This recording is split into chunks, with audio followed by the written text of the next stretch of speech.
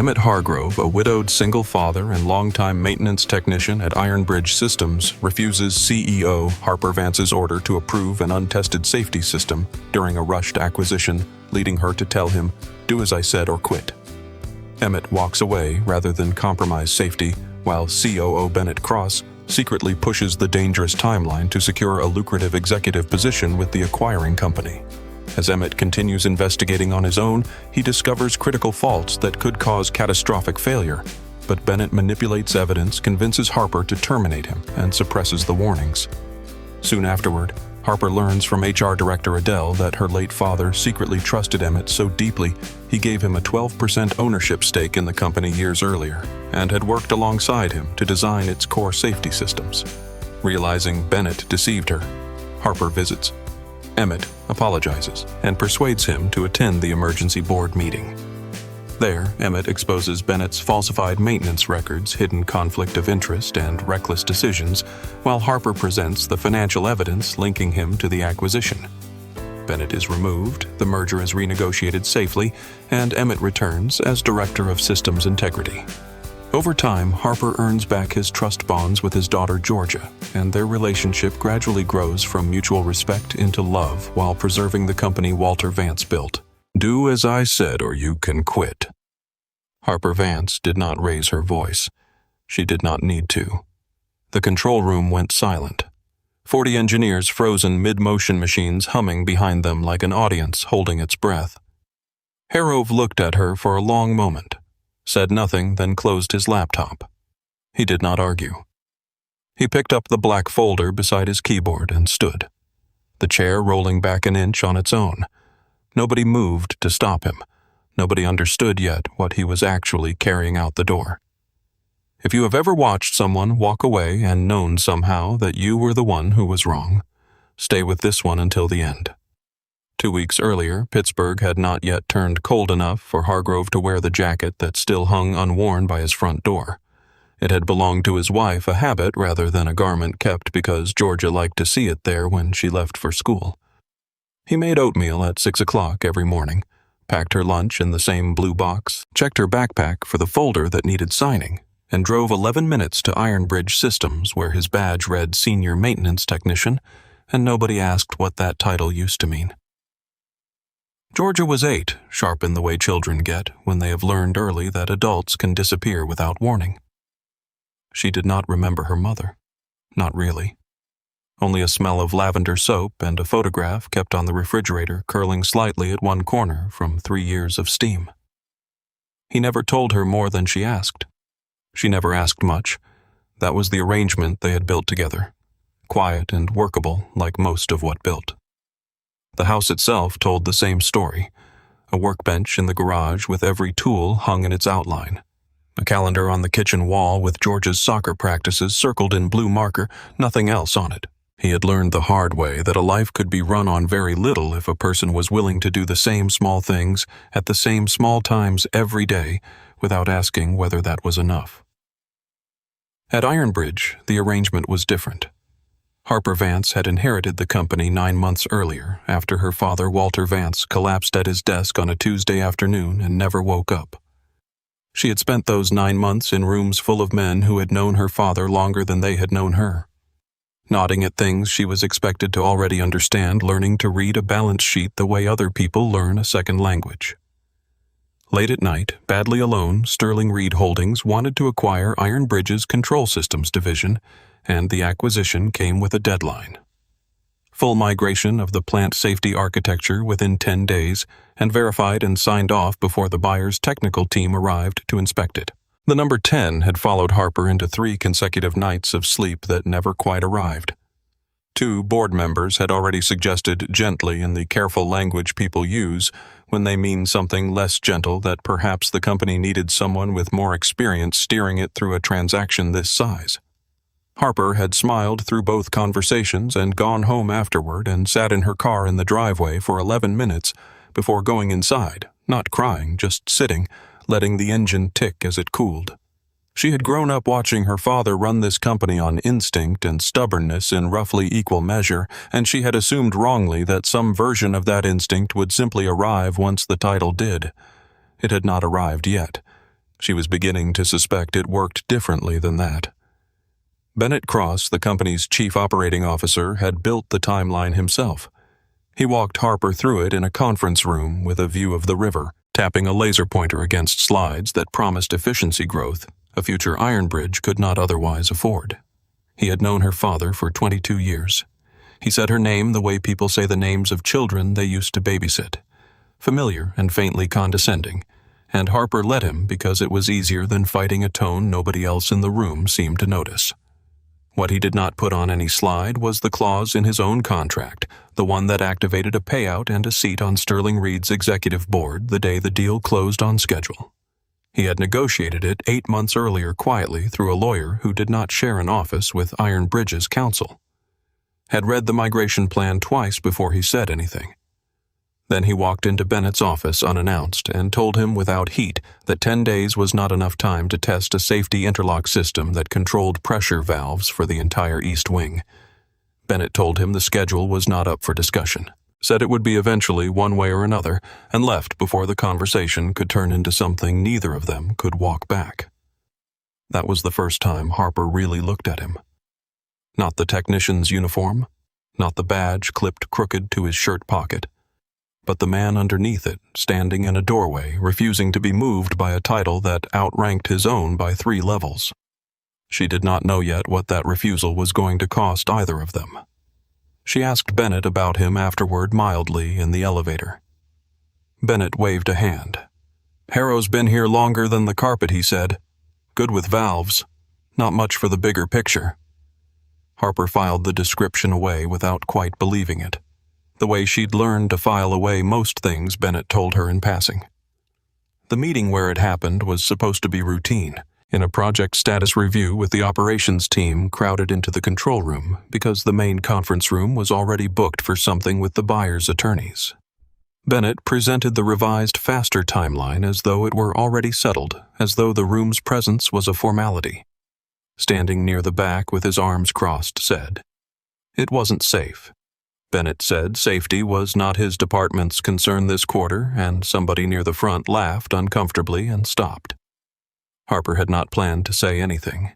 She had spent the morning on the phone with Sterling Reed's counsel listening to a voice explain patiently the penalties written into the agreement for any delay past the agreed date, and the deadline felt less like a number by then and more like a hand around her throat. When said again calmly that he would not certify a system he had not tested properly, something in her broke loose that had nothing to do with him and everything to do with the last 9 months. That was when she said it.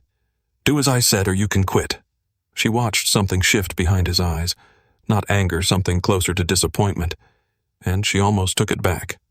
Almost. Then Bennett said, low enough for only her to hear, "We don't have time for hurt feelings, Harper." And she let the moment pass instead of correcting it, and would think about that choice specifically more than any other decision she made that month. Closed his laptop, picked up his folder, and walked out. He did not slam the door. He did not raise his voice on the way. The room stayed quiet for 11 full seconds after he left, which felt to everyone standing in it considerably longer. What she did not know, what almost nobody in that room knew except the one person standing very still near the door with her arms full of folders, was that had written the original interlock code himself 17 years earlier, sitting across a drafting table from a much younger, much less certain man named Walter Vance, who had hired him straight out of a training program and never once in 17 years told his daughter the name of the engineer who designed half the system she now owned. Adele Whitlock, Ironbridge's Director of Human Resources, had been in that room the whole time. She watched Emmett's jaw tighten at the sound of Walter's name in his own mouth. An accident of frustration more than a confession. And she watched Harper's expression change too. The way a person's face changes when a fact rearranges the furniture of everything they thought they understood. Had not meant to say it. It slipped out sideways, defending the code instead of himself. "I built that interlock system with your father back when this building still had a coal furnace in the basement," he said, and immediately looked as though he wished he hadn't. He didn't elaborate, he didn't need to. Walter Vance had been dead 9 months, and hearing his name spoken with that kind of familiarity in that voice in that room hit Harper somewhere she hadn't guarded. Adele set the folders down very carefully on the nearest desk. The way a person sets something down when their hands have started to shake slightly and they don't want anyone to notice. There was a document sitting in a locked drawer in her office dated 14 years back with Walter's signature on it and a confidentiality clause wrapped around it tighter than anything else in the building. She had read it exactly once the week she was hired and never again because she had promised she wouldn't need to. Harper asked Emmett to repeat what he'd said. He didn't. He picked his folder back up, said the interlock system needed 9 more days of testing minimum, and walked out before Bennett could turn the meeting into a referendum on his attitude. Harper stood there a moment longer than she meant to, staring at the space where he'd been standing, aware that Adele was watching her instead of the door. Later that day, when the meeting had scattered and the room had emptied, Harper found Adele still in the hallway. "Do you know something about him?" she asked. Adele held her gaze for a second too long before answering. "I know he's not who Bennett thinks he is," she said, and then excused herself before Harper could ask what that meant. That evening, in an office 3 floors above the one where Bennett kept his laser pointer and his revised slides, Bennett Cross closed his door and made a call that would not appear on any Ironbridge phone log. Sterling Reed's lead negotiator answered on the second ring.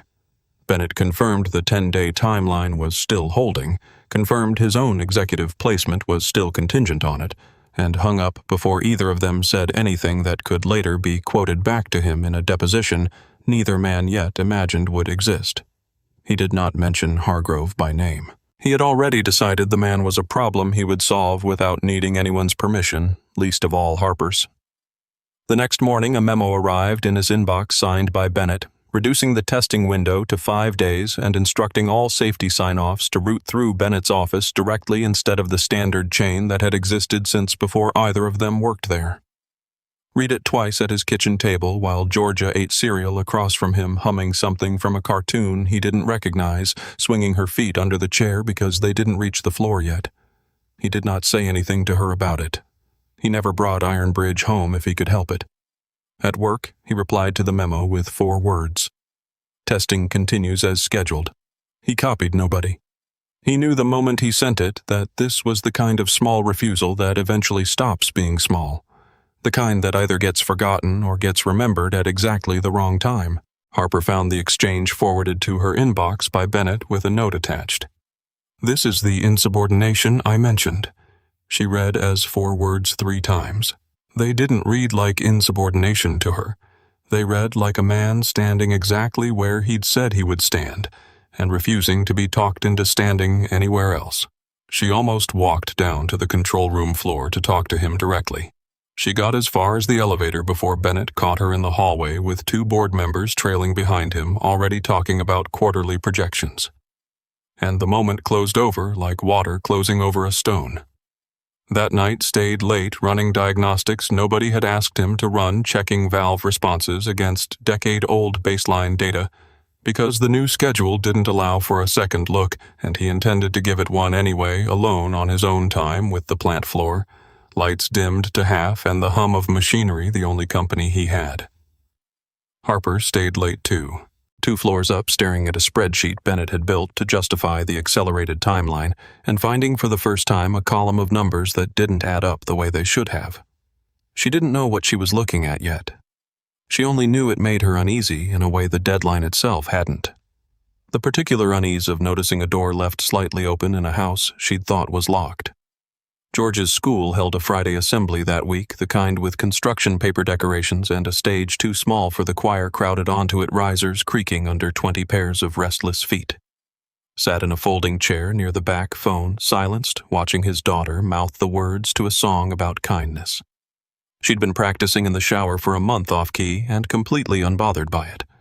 Afterward, she handed him a drawing she'd made in art class of their house with 3 stick figures standing in front of it. One of them wearing a triangle skirt that Georgia explained very seriously was supposed to be her mother, even though she'd never seen her wear one, only imagined it from the photograph on the refrigerator, folded it carefully into his jacket pocket. He did not cry in front of her. He waited until she'd fallen asleep in the back seat on the drive home, streetlights sliding across her face in slow orange bands, and then he let himself feel the whole week for about 90 seconds before he put it away again. The way he put most things away, folded small enough to carry without anyone noticing the weight. Back at Ironbridge, Harper had asked one of the finance analysts quietly after hours to pull the full Sterling Reed contract package, not just the summary Bennett had circulated to the board. The analyst hesitated before agreeing, glancing toward Bennett's office door as though it might hear them through 2 floors in a hallway. Harper didn't ask why he hesitated. She already suspected the answer. The next Tuesday, standing at the East Wing control panel running a pressure test, Bennett hadn't found a fault in the secondary shutoff valve that the accelerated schedule would have missed entirely. It was small, the kind of flaw that sits quietly for months until it isn't small anymore. A hairline stress fracture in a housing seal that had another 18 months of rated life left in it under normal load and considerably less under the load Bennett's new schedule would put on it. He documented it, photographed it from 3 angles, and sent the report through the standard safety channel instead of Bennett's office exactly as the old protocol required and exactly as the new memo forbade. Harper received a copy because the old protocol still seved her by default, and nobody had thought to change that yet. She read it standing in her kitchen at 11 at night, coffee gone cold beside her laptop, the report's clinical language doing nothing to soften what it actually described. She understood finally what the 4 words had meant. Testing continues as scheduled. He hadn't been defying her. He'd been protecting something she hadn't known was at risk. Something with her father's fingerprints all over it, whether she recognized them yet or not. She thought about walking it down to Bennett's office herself the next morning. She thought about a lot of things that week that she didn't end up doing, and lay awake longer than usual, wondering why that had become such a habit lately. Georgia had a loose tooth that week, and she spent most of dinner working it back and forth with her tongue narrating the process in careful detail. While Emmett tried to eat around her commentary, he told her not to force it. She told him she was not forcing it, she was helping it along, which was different, and he let the distinction stand, because arguing with an 8-year-old about dental philosophy felt like the one fight he could afford to lose that week. Later, after she'd gone to bed, he sat at the kitchen table with the fault report open on his laptop, reading it again as though a 4th pass might reveal something the first 3 hadn't, and found nothing new, only the same small crack in the same seal. Patient and unimpressed by how much noise it was about to cause, Bennett heard about the fault report before Harper had finished her coffee the next morning. He called it a stunt over breakfast with 2 board members told them Hargrove was manufacturing delays out of some grudge nobody could name, painting a picture of a disgruntled technician settling old scores on the company's dime. By the time Harper arrived at the office, the narrative had already taken a shape she hadn't chosen and couldn't easily unmake. She pulled into a private meeting that afternoon. The 2 of them alone for the first time since the control room. The door closed against a floor full of people pretending not to watch through the glass. She asked him plainly if the fault was real. He said yes. She asked if it could wait 9 more days. He said no, not safely. Not with the load the new schedule would put on it. She asked why he hadn't just done what she'd told him to do, why he'd chosen the memo she hated writing over the order she'd actually given. He looked at her for a long moment before answering. The kind of look that made her feel briefly like the only other person in the building, because you'd have had to live with what happened. "If I did," he said, "and I don't think you'd have forgiven either of us for it." Nothing about the sentence was warm. It wasn't meant to be, but it stayed with her longer than anything Bennett had said in 9 months of board meetings. Longer than any spreadsheet or slide or promise about the future. Sterling Reed was supposed to buy them, and she left that conversation without having decided anything, which felt at the time like its own kind of decision. Bennett moved faster than either of them expected. By Thursday, a written violation notice sat on Harper's desk, alleging that had deliberately delayed a shipment verification the week before, costing the company an amount large enough to trigger automatic termination review under company policy. Harper read it twice. The numbers precise, the dates exact, everything arranged to look unimpeachable. He built by someone who understood exactly how much scrutiny a document needed to survive, and had given it precisely that much, and no more. She almost caught it, almost noticed that the delay in question had happened on a day, was documented by his own safety report timestamp, running the diagnostic Bennett himself had originally requested before the schedule changed. But the board meeting was in 20 minutes, and Bennett was already standing in her doorway telling her the vote on Sterling Reed depended on showing the buyer's team that Ironbridge could enforce its own standards. That hesitation now would read as weakness to people who were already nervous about the deal. She signed the termination that afternoon, pen moving faster than her better judgment, and did not let herself think about it as she did, the way a person avoids looking directly at something too bright. Word traveled through the building before his supervisor even called him upstairs. By the time he reached the office, half the floor already knew, watching him from behind monitors they pretended to be working at. Conversations dying as he passed. He listened to the explanation without interrupting, collected the folder he'd been carrying all week, the one with George's drawing still tucked inside it, and walked out through the same doors he'd walked out of 2 weeks earlier. Except this time nobody expected him back. And the silence that followed him out was heavier than the first one had been. Harper watched from the glass-walled office above the same view Bennett liked so much, and said nothing to stop him. She told herself it was out of her hands now that the process had simply run its course the way processes were supposed to. She did not entirely believe it, and stood at the window longer than the moment required, watching the parking lot until his truck pulled out and disappeared past the gate.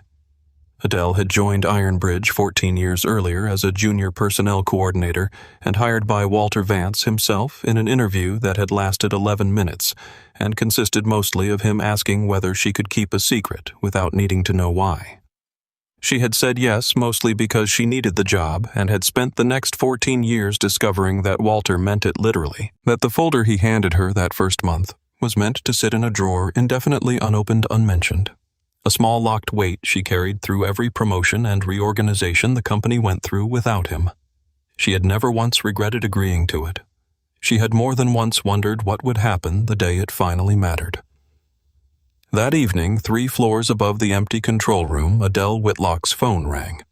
The number belonged to a law firm in Philadelphia she recognized immediately because she had spoken to them exactly once 14 years earlier when Walter Vance had them draw up a trust document she'd been asked to safeguard and never mention again for as long as she worked at Ironbridge. The attorney on the line explained carefully that Ironbridge's merger due diligence process required full disclosure of any shareholder holding more than 10% of company equity, and that this notice requirement had just been triggered by Sterling Reed's own legal team, combing through corporate records nobody at Ironbridge had thought to check first. Adele sat very still after she hung up phone still warm in her hand. The confidentiality clause she had guarded for 14 years contained buried in its final paragraph a single exception. It dissolved automatically the moment a material corporate transaction required disclosure of the trust's beneficiary. That moment, according to the attorney, had already arrived 2 days too late for the man it concerned most. She did not sleep much that night, running the timeline backward in her head, wondering if 14 years of silence had cost someone something it shouldn't have. In the morning, she asked Harper for 15 minutes, closed the office door behind her, and set a folder on the desk that had been sitting in a locked drawer since before Harper had finished college. Harper opened it, expecting something related to Bennett's spreadsheet, the numbers that still hadn't added up in her head. Instead, she found her father's signature, a trust agreement, dated the year she'd graduated, and a name she had just watched walk out of the building the day before. Emmett Hargrove holds 12% of Ironbridge Systems, Adele said, keeping her voice level with visible effort. Your father set it up himself 14 years ago. He never told anyone, including until the trust matured on its own schedule. It matured last spring. Nobody was supposed to know until it did. Harper read the document twice the way she seemed to read everything important lately, as though a second pass might soften what the first had already made true. Her father had trusted this man with a piece of the company he'd built from a single machine shop on the north side back when the whole operation fit in a building a quarter this size. Her father had never told her, and she had signed his termination less than 24 hours earlier over a report she hadn't had time to question properly. She asked Adele why he hadn't told her himself that day in the control room when he mentioned Walter's name. Adele shook her head slowly. He wasn't protecting the shares, she said. I don't think he even thinks about them, honestly. I think he was protecting the interlock system. That's the only thing he ever raised his voice about in 17 years. And even then, he didn't really raise it. Harper sat with that for a long moment, hands flat on the desk to keep them from shaking. Then she asked where he lived, and Adele told her, and neither of them said anything else about it because there wasn't anything left to say that the folder hadn't already said better. Bennett, informed within the hour that the shareholder disclosure had gone through, understood immediately what it meant for the vote he needed pushed through before anyone could organize opposition against him. He moved the emergency board session up 2 days, citing the buyer's own impatience as justification, and made certain the agenda item covering shareholder consent for material transactions was worded vaguely enough that most of the board wouldn't think to ask who exactly still held a stake large enough to matter. Harper drove to the address Adele gave her that same evening, a modest house on a quiet street with a jacket hanging visible through a window by the front door, porch light already on, though the sun hadn't fully set. Georgia answered before reached the hallway. 8 years old and unbothered by strangers informing Harper with total confidence that her father was in the kitchen and that dinner was almost ready if she wanted to stay. As though this were the most ordinary offer in the world, appeared behind his daughter a moment later, wiping his hands on a dish towel, and the easy warmth in his face flattened slightly when he recognized who was standing on his porch. "Georgia," he said. "Go wash up for dinner." She went, glancing back, once curious, before disappearing down the hall. Her apologized before he could say anything. It came out plainer than she'd planned. No cushioning, no version of events that made her look better than she'd actually been. She told him about the trust about her father, about the fault report that should have cleared him and hadn't because nobody had given it the 20 minutes it needed. Listened without interrupting the same way he'd listened to his own termination notice 2 days earlier. Arms crossed loosely, not defensive so much as tired. "I don't want the 12%, he said finally once she'd finished. "I never asked for it, and I'm not going to start using it now just because it's convenient. What I wanted 2 weeks ago was for someone to believe me about the valve before it turned into a headline. That's all I ever wanted out of any of this." Georgia, halfway through setting a third plate at the table without being asked, glanced between them and said nothing, the way children do when they understand more of a room than adults expect them to. Harper looked at the small, ordinary kitchen. The drawing taped crookedly to the refrigerator beside an older photograph curling at one corner, and felt something in her chest that had nothing to do with Sterling Reed or her father's company at all. Something quieter and considerably harder to name. She told him about the board vote 2 days out and what it would mean if it passed before he exercised any standing as a shareholder, how Bennett had already moved to close the window before could walk through it. Was quiet for a while, jaw working the way it had in the control room 2 weeks earlier. Then he asked if she'd bring him the interlock test data if he came the full set, not the summary. She said yes before she'd finished thinking it through and meant it more than she'd meant most things she'd said in that office in the past 9 months. Before she left, Georgia reappeared in the doorway, freshly washed hair damp at the temples, and asked Harper if she liked spaghetti because that was what they were having and there was plenty. Harper said she did and meant it and stayed exactly 4 minutes longer than she'd planned to. Standing in a kitchen that smelled like garlic and tomato sauce, watching correct his daughter's grip on the pasta spoon without once looking away from the conversation he was still having with Harper over her head. It was the first time in 9 months that Ironbridge Systems had not been the largest thing in the room. The board convened on a Thursday morning. 12 members around a table Bennett had chosen for its view of the river, the same view he'd used to sell the original timeline 2 weeks earlier. Sunlight cutting flat across the polished wood. He opened with confidence, citing the buyer's schedule, the momentum already built, the risk of losing the deal entirely. If Ironbridge appeared unable to make decisions under pressure, the story he'd been rehearsing since the moment he heard about the disclosure. Walked in 7 minutes after the meeting began. Harper beside him, Adele trailing with a folder of her own, 3 sets of footsteps that silenced the room faster than anything Bennett had said in the previous 7 minutes combined. Bennett's expression did not change immediately. It changed when Harper introduced not as a former employee, but as a shareholder entitled under the very trust agreement Bennett's own legal team had just triggered to a voice in any vote involving asset transfer of this size. What followed took less time than Bennett had clearly hoped it would. Laid out the fault report, the time-stamped diagnostic.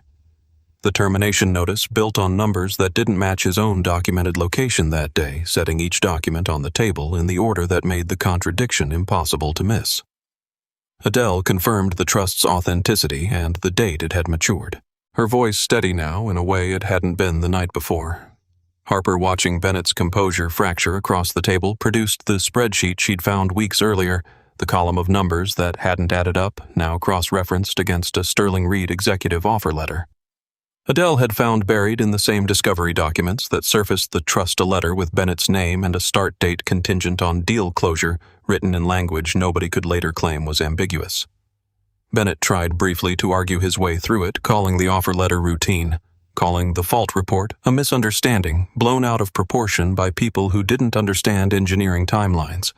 He reminded the board twice how close they were to losing the deal entirely, how a delay now would signal instability to a buyer already nervous about the transition, how none of this would matter in 6 months if Sterling Reed walked away because Ironbridge couldn't manage a boardroom disagreement without falling apart.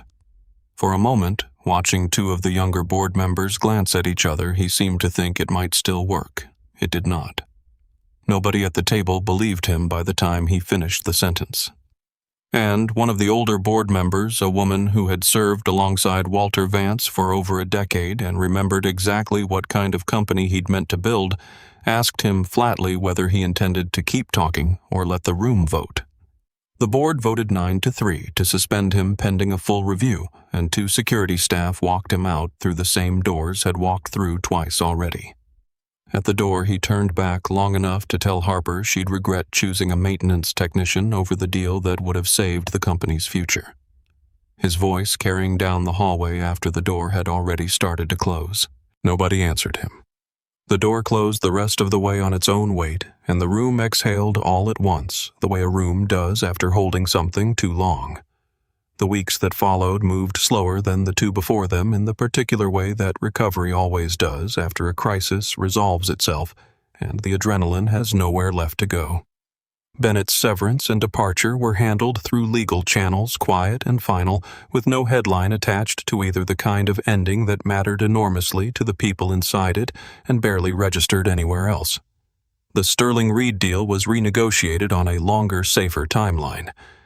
The interlock system tested properly this time, certified without a single shortcut exactly the way had said it needed to be from the very first meeting. Harper offered him his position back within the week. Not the one he'd left, but a new one. Director of Systems Integrity, with a salary and an office that matched what he'd actually been doing under a smaller title for longer than anyone at Ironbridge had understood or bothered to ask about. He accepted on the condition that George's school pickup stayed non-negotiable 3:15 every day. No exceptions for board meetings or buyer visits or anything else the job might eventually ask of him. Harper agreed without needing to think about it and meant that too. She stood in front of the full staff 2 days later and said without hedging that she had been wrong, that the fault report had been false, that the man she'd told to do as she said or quit had been the only person in that room actually protecting the company from a mistake that could have cost far more than a deadline. Stood near the back arms, crossed the same way they'd been the day this started, and said nothing. Though something in his face had changed since then, something less braced than before, something closer to the way he looked at Georgia across the kitchen table on ordinary mornings. Months passed the way they do when nobody is watching for the exact moment things shift, and Harper found themselves in the same rooms, often technical reviews, mostly occasionally a lunch neither of them had planned that stretched longer than either expected. Conversations that wandered away from valves and schedules into territory neither of them named out loud. Georgia started asking casually whether Harper would be at dinner on Fridays, and stopped correcting her when she did stop pretending the question needed correcting at all.